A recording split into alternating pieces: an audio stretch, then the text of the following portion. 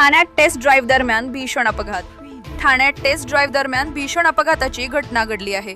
महिला चालकाचा गाडीवरील ताबा सुटल्याने कार थेट बांधकाम सुरू असलेल्या खड्ड्यात कोसळली. सुदैवाने या अपघातात कोणतीही जीवितहानी झाली नाही, मात्र तिघे जण जखमी झाले आहेत.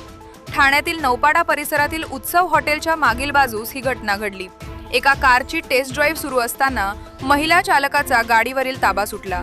त्यानंतर भरधाव कारने रस्त्यावरील चहाची टपरी, रिक्षा आणि दुचाकीला धडक दिली आणि पुढे बांधकाम सुरू असलेल्या शेडमध्ये जाऊन कोसळली. अपघाताच्या वेळी गाडीत महिला चालक, तिचा एक नातेवाईक आणि कंपनीचा एक कर्मचारी असे तिघे जण होते. या अपघातात तिघेही जखमी झाले असून त्यांना पोलीस आणि स्थानिक नागरिकांच्या मदतीने तातडीने उपचारासाठी कौसल्या हॉस्पिटलमध्ये दाखल करण्यात आले आहे.